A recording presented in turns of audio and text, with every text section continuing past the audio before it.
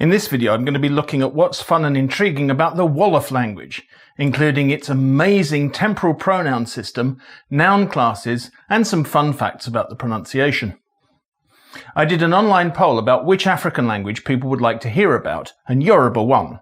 So here's a video about Wolof. Democracy in action! Hi, my name's Dave Huxtable, and I'm a linguist, polyglot, and language coach who likes dabbling in videography and special effects. Wolof belongs to the Senegambian branch of the Niger-Congo language family and has about 5.5 million first language speakers in Senegal, Gambia and Mauritania.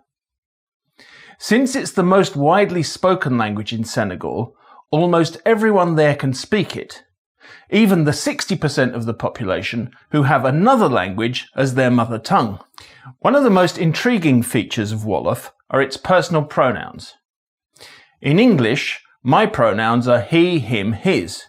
In Wolof, they would be mom, mungi, mungi, na, dina, la, lai, dafa, dafai, mo, mui, mu, mui, ko, and am. That's because in Wolof, pronouns do much, much more than tell people who you're talking about. In most of the languages I'm familiar with, the verbs do all of the work of telling you when things happen, if they're finished or not, and other things about your attitude towards the event that you're describing. Not in Wolof. Here, it's the pronouns that you use to indicate past, present and future, complete, incomplete, continuous, and much more. That's why Wolof has so many of them. They're mainly about completion, whether the action is finished or not, and focus. To see how that works in Wolof, let's have a look at some sentences.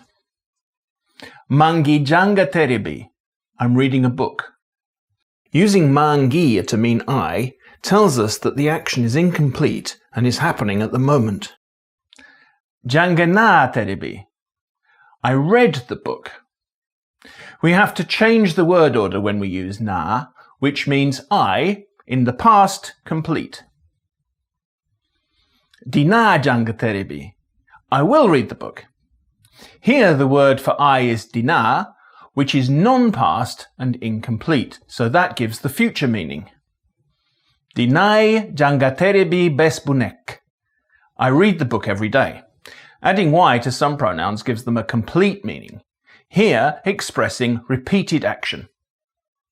So that's an overview of 4 words for I, which give information about time and completion. Next, we add focus into the mix. By focus, I mean what we tend to do in English through sentence stress. The difference between I don't look like a sack of potatoes, a neutral statement of fact, and I don't look like a sack of potatoes, correcting someone who says I do. I don't look like a sack of potatoes. Maybe I am a sack of potatoes, or I smell like a sack of one, or something. I don't look like a sack of potatoes. I look like another container of potatoes, but not a sack. I don't look like a sack of potatoes, but I might look like a sack of something else.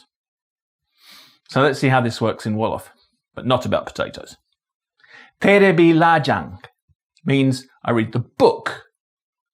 So we bring the book to the front of the sentence and use la to mean I. That puts the focus on the object of the sentence. I read a book, not a magazine or a comic. If we say dama janga terebi, the use of dama for I puts the emphasis on the verb. This is often used in explanations or excuses. Hey, come and help me move this piano. I can't, I'm reading a book. If you want to stress who does or did the action, you use a set of pronouns that has manma for I. Manma janga terebi. I'm reading the book. It's me who's reading the book. Manma, etc. are a bit similar to the moi, je emphatic pronouns in French. Hearing those examples of Wolof, you might be thinking that the language sounds quite different to other African languages you may have heard. Many Bantu languages, for example, have a consonant-vowel syllable structure, which is also found in Japanese and many Polynesian languages. Instead, Wolof has a more complex structure which allows syllables to end in consonants. As well as having short and long vowels, Wolof also distinguishes short and long consonants. This also happens in Italian, where there's a difference between nonno, meaning ninth, and nonno, grandfather. So, il nonno nonno is the ninth grandfather. Wolof examples include wotu, to shave, and wottu, to be careful. Nub, rotten, and nub, to hide. Long consonants at the ends of words are often followed by a short, weak schwa, sound. Mangilen di jajafal chilingen setan sama video. That's Wolof for thank you so much for watching my video. See you soon.